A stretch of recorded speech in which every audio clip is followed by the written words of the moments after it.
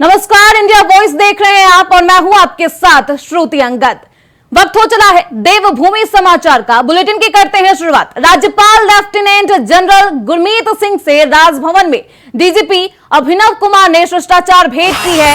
इस दौरान राज्यपाल ने डीजीपी से प्रदेश की कानून व्यवस्था सहित बाकी समसामयिक विषयों पर भी जानकारी दी। कानून व्यवस्था पर चर्चा की गई है। राज्यपाल ने कांवड़ की सफलता को लेकर भी बधाई दी है। राज्यपाल ने हाल ही में पूरी हुई कांवड़ यात्रा के सफलतापूर्वक संचालन के लिए डीजीपी सहित पूरे पुलिस प्रशासन को बधाई दी है। कानून व्यवस्था पर चर्चा की गई है। शिष्टाचार भेंट और कानून व्यवस्था को लेकर भी चर्चा की गई है। इस दौरान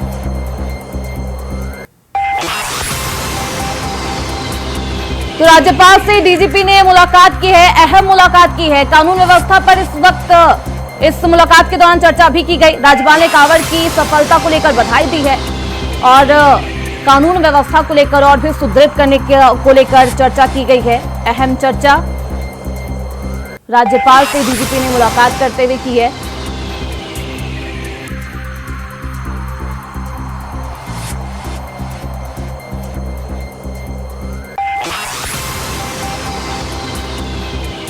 राज्यपाल लेफ्टिनेंट जनरल गुरमीत सिंह से राजभवन में डीजीपी ने अभिनव कुमार से शिष्टाचार भेंट की।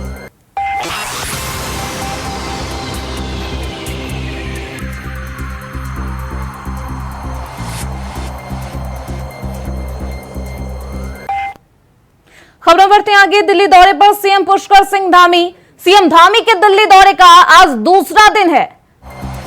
तो इस वक्त की अहम खबर सामने आ रही है। दिल्ली दौरे पर है सीएम पुष्कर सिंह धामी। दिल्ली दौरे का आज दूसरा दिन है। आज केंद्रीय मंत्रियों से हो सकती है मुलाकात। सीएम केंद्रीय जल शक्ति मंत्री से कर चुके हैं मुलाकात। आपदा को लेकर, राज्य हित को लेकर करेंगे बातचीत। दिल्ली दौरे पर सीएम पुष्कर सिंह धामी हैं और लगातार चर्चाएं जारी है। मंत्रियों से मुलाकात हो सकती है। दिल्ली दौरे का आज दूसरा दिन बेहद अहम माना जा रहा है क्योंकि सीएम केंद्रीय जल शक्ति मंत्री से मुलाकात कर चुके हैं। आपदा को लेकर भी चर्चा की जा सकती है। राज्य हित को लेकर बातचीत की जाएगी। जल शक्ति मंत्री को भी अवगत कराया गया है कि उत्तराखंड की सीमा में गंगा एवं उसकी सहायक नदियों के अतिरिक्त अन्य नदी घाटियों पर प्रस्तावित जल विद्युत परियोजनाओं पर कोई प्रतिबंध नहीं लगाया गया है।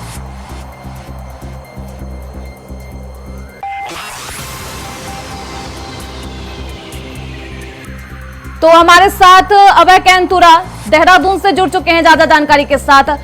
शिष्टाचार भेंट भी की गई है। आज दूसरा दिन है सीएम पुष्कर सिंह धामी का। क्या कुछ अपडेट सामने आ रही है अभय? बिल्कुल, मुख्यमंत्री पुष्कर सिंह धामी के दिल्ली दौरे का आज दूसरा दिन है और आज उम्मीद ये की जा रही है कि केंद्रीय मंत्रियों से मुख्यमंत्री पुष्कर सिंह धामी की मुलाकात होगी।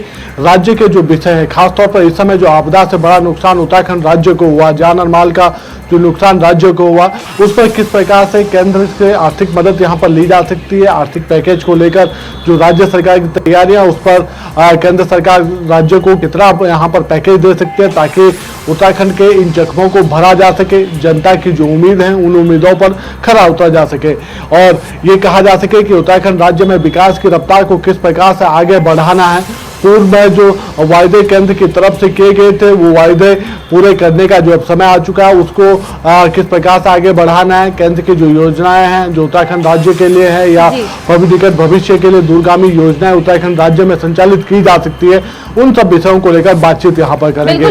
कल ये कह सकते हैं मंत्रियों से मुलाकात हो सकती है। किन किन मंत्रियों से आज मुलाकात हो सकती है सीएम धामी?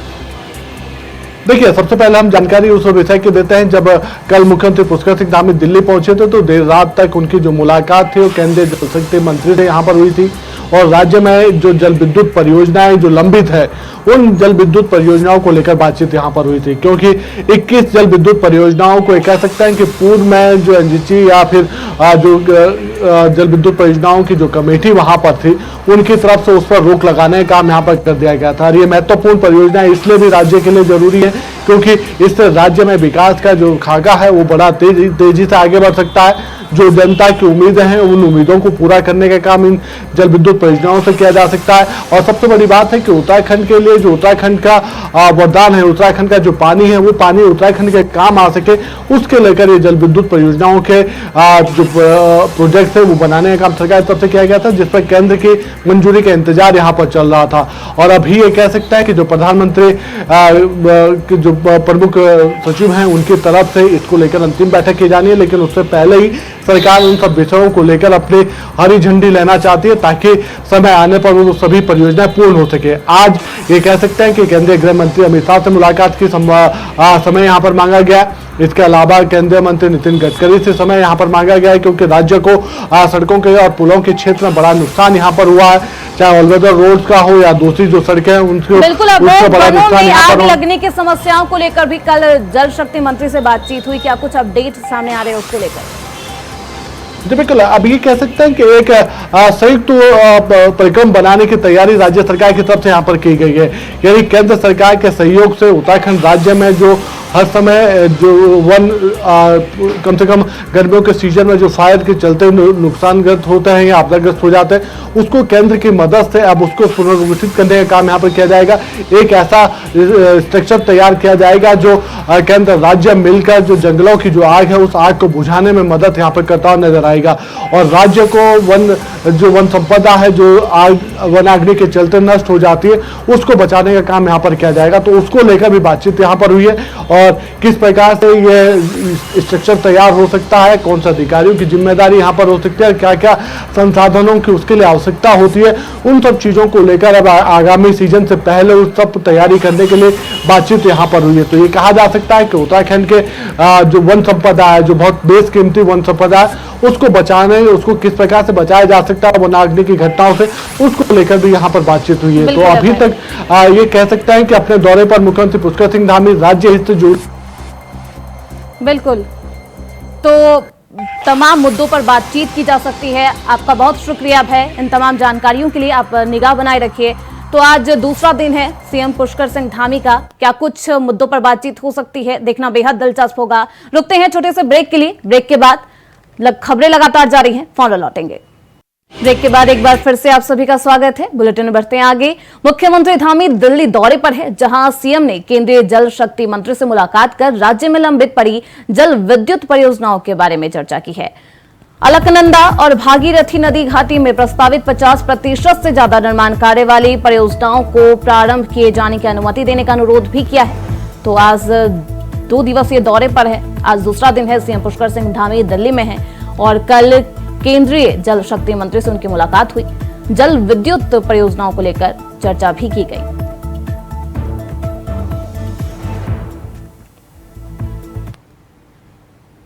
खबरों में बढ़ते आगे, खबर देहरादून से है, जहां सीएम पुष्कर सिंह धामी ने राज्य की 2 नदियों को चिन्हित कर उनको बढ़ाने की दिशा में कार्य करने के आदेश जारी किए हैं। वनाग्नि की दृष्टि से संवेदनशील क्षेत्रों में छोटी मोटी तलैया बनाई जाए, प्राकृतिक संसाधनों के संरक्षण के साथ ही लोगों की आजीविका को बढ़ाने की कोशिश भी की जाए। वहीं सीएम ने जलागम प्रबंध निदेशालय में जलागम की समीक्षा भी की है।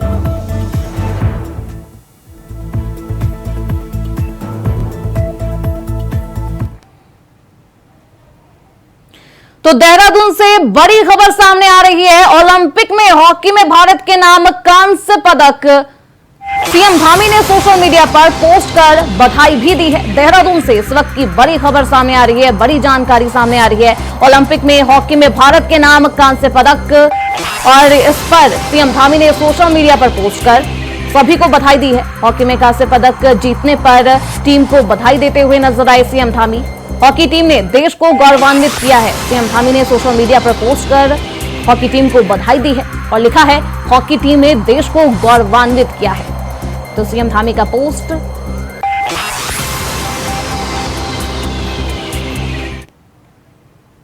वहीं धामी सरकार का रक्षाबंधन पर महिलाओं को तोहफा। रक्षाबंधन के दिन महिलाएं करेंगी फ्री में सफर। रोडवेज की बसों पर मिलेगा फ्री सफर। 19 अगस्त और 20 अगस्त को रहेगा फ्री सफर। तो ये बड़ी सौगात महिलाओं के लिए रक्षाबंधन के तोहफे के तौर पर देखा जा रहा है। रक्षाबंधन के दिन महिलाएं फ्री में सफर करेंगी रोडवेज बसों में। 19 अगस्त और 20 अगस्त को रहेगा फ्री सफर। एमडी परिवहन ने जारी किया है आदेश।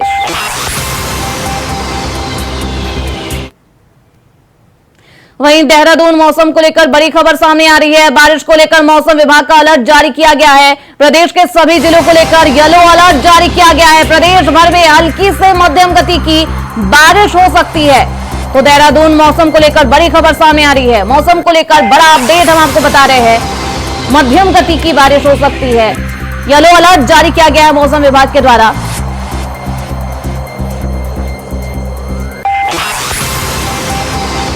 लगातार मानसून का कहर उत्तराखंड में जारी है और इस दौरान मौसम विभाग ने भी येलो अलर्ट जारी कर दिया है। कई प्रदेशों में जारी किया गया है। प्रदेश भर में हल्की से मध्यम गति की बारिश हो सकती है। मौसम विभाग के द्वारा चेतावनी जारी की गई है। प्रदेश भर के 6 जिलों में भारी बारिश का अलर्ट जारी किया गया है। देहरादून मौसम को लेकर बड़ी जानकारी सामने आ रही है। लगातार मौसम का कहर उत्तराखंड में देखने को मिल रहा है और ऐसे में अब मौसम विभाग ने बड़ी जानकारी सामने की। तो ज्यादा जानकारी के साथ हमारे सहयोगी अभय कैंतुरा देहरादून से हमारे साथ जुड़ चुके हैं। सीधे रुख करते हैं उनकी तरफ। 6 जिलों में भारी बारिश का अलर्ट जारी किया है मौसम विभाग ने। क्या कुछ बड़ी अपडेट सामने आ रही है अभय? बिल्कुल ये कह सकते हैं कि उत्तराखंड में अभी आगामी कुछ दिन इसी प्रकार से हल्की से मध्यम गति की बारिश देखने को मिल सकती है और मौसम विभाग ने साफ तौर पर कहा है कि अगले 24 घंटे की अगर हम बात करते हैं तो उत्तराखंड के सभी जनपदों में हल्की से मध्यम गति की बारिश होगी और इसके लिए बाकायदा पूरे स्टेट के लिए येलो अलर्ट यहाँ पर मौसम विभाग की तरफ से जारी किया गया है। 6 जनपदों के लिए इस समय कह सकते हैं कि कहीं कहीं पर भारी से बर्फबारी की संभावना यहाँ पर मौसम विभाग की तरफ से जरूर जताई गई है, लेकिन लोगों को सावधानी बरतने के लिए भी साफ तौर पर यहाँ पर कहा गया है, क्योंकि उत्तराखंड में जब भी भारी बारिश यहाँ पर होती है तो कई जगह प्राकृतिक आपदा आने का खतरा यहाँ पर सबसे ज्यादा बढ़ जाता है। इसलिए जो पहाड़ी जो जनपद है, खासतौर पर आपका रुद्रप्रयाग, चमोली, नैनीताल, बागेश्वर, चंपावत, इन जनपदों पर लोगों को ज्यादा सावधानी बरतने के लिए कहा गया है ताकि किसी भी प्रकार से कोई जनहानि ना यहाँ पर हो पाए। इसके अलावा जो नदियों का जो जल स्तर लगातार बढ़ रहा है उस पर प्रशासन को भी एहतियात बरतने के लिए कहा गया ताकि निचले स्थानों पर रहने वाले लोगों को समय रहते हुए सुरक्षित स्थानों पर शिफ्ट किया जा सके, या फिर जो ग्रामीण जो क्षेत्र हैं उन क्षेत्रों में जहां पर नालों के या गदेरों के किनारे जो लोग रहते हैं उन लोगों को उस दिशा में न जाने के लिए यहाँ पर पहले से ही पूर्व में चेतावनी देने के लिए कहा गया है। तो ये कहा जा सकता है कि उत्तराखंड में अगले 24 घंटे हल्की से मध्यम गति की बारिश और कुछ स्थानों पर जिसमें 6 जनपद खासतौर पर आपके जो अंदर वाले जो डिस्ट्रिक्ट है जैसे देहरादून हो गया, आपका उत्तरकाशी हो गया, चमोली हो गया, रुद्रप्रयाग हो गया, बागेश्वर हो गया, चंपावत हो गया, इन जनपदों में भारी से बहुत भारी बारिश की संभावना भी कहीं कहीं पर देखने को मिल सकती है। बिल्कुल कहा जा सकता है कि भारी बारिश की संभावना मौसम विभाग ने जारी कर दी है। हमारे साथ विकास जुड़ चुके हैं हरिद्वार से। विकास, भारी बारिश की वजह से भूस्खलन भी हुई, लैंडस्लाइड की वजह से कई जगह जो सड़क मार्ग है वो बाधित है, तो ऐसे में क्या कुछ सावधानी बरती जा रही है, क्या कुछ अलर्ट लोगों के लिए जारी किया गया है? अगर हम हरिद्वार की बात करें तो जिस तरह से हालांकि पहाड़ों पर बारिश लगातार हो रही है, लेकिन अगर हरिद्वार की विशेष तौर पर बात करें तो यहाँ पर अभी 3 दिन से अगर हम बात करेंगे तो सूखा यहाँ पर है। हालांकि बादल लगातार यहाँ पर बने हुए हैं। आज भी जिस तरह से येलो अलर्ट यहाँ पर जारी किया गया है, लेकिन अभी भी बादल ही यहाँ पर बने हुए हैं। लेकिन अगर हम बात करेंगे जिस तरह से यहाँ से हालातों की, क्योंकि 3 दिन पहले भी अगर हम बात करेंगे तो बारिश इस तरह से आधे घंटे की बारिश हुई थी, लेकिन उसी में जगह जगह जल भराव की स्थिति यहाँ पर पैदा हो गई थी।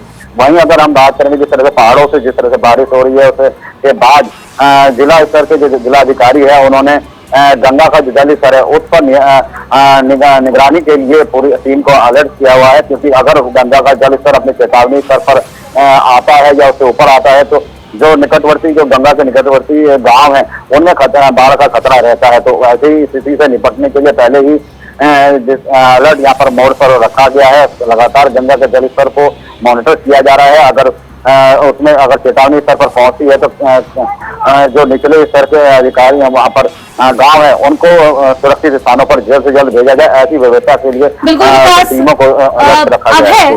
भारी बारिश की चेतावनी जारी कर दी गई है, लेकिन बारिश होती है तो बीमारियां भी पनपने लगती है। इसको लेकर स्वास्थ्य विभाग किस तरीके से तैयार है? देखिए उत्तराखंड में ये कह सकते हैं कि जैसे ही बारिश का सीजन कम शुरू होने जाता है, यानी जाता हुआ जैसे ही मानसून होता है, तो प्रदेश में डेंगू का खतरा सबसे ज्यादा यहाँ पर बढ़ने लगता है। इसके साथ साथ मलेरिया, चिकनगुनिया की जैसी बीमारियां भी यहाँ पर मुंह बाए खड़ी हो जाती है। तो प्रशासन, स्वास्थ्य विभाग का जो प्रशासन, उनकी तरफ से पहले से ही इसको अलर्ट मोड पर रखने का काम यहाँ पर कर दिया गया। यानी हर अस्पताल में एक कह सकते हैं कि डेंगू के लिए रिजर्व वार्ड पहले से ही रखने के लिए कहा गया, ताकि जैसे ही डेंगू के केसेस बढ़ने की संभावना न आती तो फिर उसका समय रहते हुए उसको वहां पर इलाज उसका तुरंत दिया जा सके और जनता को बचाया जा सके। इसके अलावा ये कहा जा सकता है कि जिस प्रकार से पहाड़ी जनपदों में पूर्व के सालों में डेंगू की ज्यादा शिकायतें देखने को मिली थी, तो ऐसे में वहां पर भी एहतियात बरतने के लिए कहा गया है। और जो फॉगिंग या जो छिड़काव होता है इस समय डेंगू के मच्छर को मारने के लिए, उसको निरंतर रूप से जारी रखने के लिए यहाँ पर कहा जा रहा है। देहरादून के जो नगर निगम का जो क्षेत्र है वहां पर भी लगातार फॉगिंग या जो लार्वा जो होता है डेंगू मच्छर का, उसको नष्ट करने की प्रक्रिया यहाँ पर आंगनबाड़ी बहनों की तरफ से यहाँ पर लगातार की जाएगी, ताकि जैसे ही मौसम साफ हो तो फिर किसी प्रकार से डेंगू का खतरा यहाँ पर ना बढ़ पाए। इसके अलावा जो अस्पताल में जो दवाइयाँ या फिर जो दूसरी सुविधाएं होनी चाहिए मरीजों के लिए, उसको भी समय रहते दुरुस्त करने का काम यहाँ पर स्वास्थ्य विभाग की तरफ से कर लिया गया है। प्राइवेट अस्पतालों के साथ कोऑर्डिनेशन करने का काम सीएम स्तर के अधिकारी यहाँ पर करें, ताकि किसी भी प्रकार से प्रदेश में स्वास्थ्य के लेकर कोई भी हालात यहाँ पर बिगड़ने ना पाए और जो बीमारियां हैं वो नियंत्रित रह सके। बिल्कुल। अब है क्या देहरादून में मरीजों की संख्या, डेंगू मरीजों की संख्या भी आ रही है सामने, इस तरह के केस भी सामने आ रहे हैं? देखिए अभी तक ये कह सकते हैं कि जो छापामारी या जो लार्वा को नष्ट करने की जो प्रक्रिया यहाँ पर चल रही है, उसमें तो काम निरंतर रूप से जारी है। कई जगहों पर ये कह सकते हैं कि डेंगू मच्छर का जो लार्वा वो देखने को मिला है, तो उसको नष्ट करने के लिए लगातार प्रक्रिया यहाँ पर चल रही है। जिन घरों पर डेंगू मच्छर का लार्वा मिला है उन घरों को नोटिस जारी कर दिए गए, ताकि किसी भी प्रकार से आने वाले दिनों में ये मच्छर पनपने ना पाए या बीमारी आगे बढ़ने ना पाए। फिलहाल अभी ये कहा जा सकता है कि डेंगू का कोई भी एक पेशेंट यहाँ पर देहरादून देखने को नहीं मिला, लेकिन अस्पतालों को पहले से ही इस चीजों को लेकर सचेत रहने के लिए जरूर यहाँ पर कह दिया गया है। हरिद्वार में अगर बारिश होती है तो पुलिस प्रशासन किस तरीके की तैयारी करके रखी है, किस तरीके से बारिश? जी बिल्कुल, जिस तरह से अगर हरिद्वार की बात करेंगे तो अगर बारिश होती है, क्योंकि जल भराव की स्थिति लगातार यहाँ पर बनी रहती है, क्योंकि अगर हम रानीपुर मोड़, जालापुर या अन्य जो क्षेत्र है वहाँ की बात करें, वहाँ पर काफी समस्या देखने को मिलती है। थोड़ी सी बारिश अगर पिछले दिनों बाद मैंने जिस तरह से देखा कि बरसात अगर पहाड़ों पर हुई है तो हरकी पैड़ी के पास जिस तरह से बरसाती नदी है, उसमें कुछ वाहनों के भी बहने की सूचना यहाँ पर हमने दिखाई थी, जिसके चलते वहाँ पर अब अलर्ट वहाँ पर किया गया है। कोई भी पार्किंग वहाँ पर करने से नोटिस वहाँ पर लगाया गया है, नोटिस बोर्ड लगाया गया है, कोई भी वहाँ पर पार्किंग वहाँ पर नदी में नहीं करेगा। वहीं जिस तरह से और पानी की निकासी की जो बात है अन्य क्षेत्रों में, वहाँ पर भी लगातार यहाँ पर जिला प्रशासन कोशिश कर रहा है कि वो भी यहाँ पर बनी रहे कि जो जल भराव है उसको जल्द से जल्द यहाँ पर निकाला जा सके। वहीं जिस तरह से अलर्ट मोड पे जिस तरह से हमने बताया कि गंगा से जो जल स्तर है उसकी मॉनिटरिंग लगातार यहाँ पर की जा रही है। तो कह सकते हैं कि प्रशासन अपनी तरफ से फिलहाल अलर्ट मोड पे है, लेकिन थोड़ी सी बारिश तमाम जिलों में येलो अलर्ट जारी कर दिया गया, खासतौर पर 6 जिलों में येलो अलर्ट जारी किया गया है। प्रशासन भी सख्त है, तो ऐसे में क्या कुछ सावधानी बरती जानी चाहिए, प्रशासन की तरफ से ध्यान में रखा जा रहा है? आप इन तमाम जानकारियों के लिए आप दोनों का बहुत शुक्रिया। तो अब बढ़ते हैं अगली खबर की ओर। मसूरी देहरादून विकास प्राधिकरण यानी कि MDDA में 3 जगहों पर वाटर पार्क बन रहा है। 15 करोड़ की लागत से बनाए जा रहे वाटर पार्क का नजारा किसी खूबसूरत झील की तरह होगा। इसमें पर्वतीय निर्माण शैली का प्रयोग किया जाएगा। इससे इन पार्कों में सांस्कृतिक परंपराओं की झलक देखने को मिलेगी। खास बात यह होगी कि जहां एक और ये वाटर पार्क लोगों के लिए घूमने और टहलने का केंद्र बनेगा, वहीं इससे भूजल रिचार्ज भी होगा, जो राजधानी में गिरते भूजल की समस्याओं को भी दूर करेगा। तो 15 करोड़ की लागत से ये पार्क जनता के लिए बनने जा रहा है। कई हम लोग जो वाटर कंजर्वेशन के लिए और जो ग्राउंड वाटर है उसको रिचार्ज करने के लिए उसका हम लेवल कैसे बढ़ाएं उसको लेकर के अलग अलग हम लोग काम कर रहे हैं। उसमें तालाब बनाना, इसमें गौरा देवी वाटर पार्क है, माल देवता के पास एक छोटा तालाब हम लोग बना रहे हैं, मियाँवाला में 2 बड़े तालाब बना रहे हैं, और साथ ही साथ जो हमारे देहरादून क्षेत्र के सरकारी स्कूल हैं, ऐसे हमने 100 स्कूल लिए हैं जिनमें रिचार्ज बोर करके और रिचार्ज पिट के माध्यम से जो रूट ऑफ वाटर है उसका प्रयोग करके, उसका उपयोग करके हम लोग जो भूजल स्तर है उसको रिचार्ज करने के लिए जो लघु सिंचाई विभाग है उसको कार्यदायी संस्था नामित किया है और उन्होंने काम शुरू कर दिया। वहीं केदारनाथ यात्रा मार्ग अगले एक हफ्ते में सुचारू हो जाएगा। इसको लेकर काफी तेजी से काम भी चल रहा है। बीते 31 जुलाई की रात को केदारनाथ पैदल यात्रा मार्ग पर भारी बारिश के कारण लैंडस्लाइड हुआ था। यह लैंडस्लाइड पूरे यात्रा मार्ग पर कई जगह पर हुआ था। इनमें राष्ट्रीय राजमार्ग का 150 मीटर हिस्सा वॉश आउट हो गया था। इसके साथ ही कई जगहों पर बोल्डर गिरने से यात्रा मार्ग बाधित हो रहा है। पीडब्ल्यूडी सचिव पंकज पांडे ने बताया कि पूरे प्रदेश में तमाम जगहों पर भारी बारिश के चलते मार्ग बाधित होने की घटनाएं सामने आई है। कई जगह नेशनल हाईवे, स्टेट हाईवे और जिला मार्ग बाधित हुए हैं। बहुत भारी वर्षा हुई थी रुद्रप्रयाग क्षेत्र में। उसमें केदारनाथ धाम का जो रास्ता है, पैदल रास्ता भी, और जो सोनप्रयाग से गौरीकुंड के बीच का रास्ता एनएच जो है वो भी काफी क्षतिग्रस्त हुआ था। तो माननीय मुख्यमंत्री जी के निर्देश में हम लोग साइट पे भी गए थे, वहाँ पे पूरी टीम के साथ गए थे। उसमें 4 मेजर पोर्शन है जो डैमेज हुआ है और जो वॉश आउट हुआ है एक तरह से, और 150 मीटर का एक मेजर पोर्शन है जो एनएच का पोर्शन है, वो वहां से पूरी सड़क वॉश आउट हो गई है। और उसके बाद सोनप्रयाग से आगे जाके गौरीकुंड से पहले 2 और पोर्शन में वॉश आउट हुआ है। इसके अलावा जो पैदल रास्ता है गौरीकुंड से केदारनाथ धाम को जो जाता है, उसमें 29 जगह पे रोड खराब हुआ था, बंद हुआ था।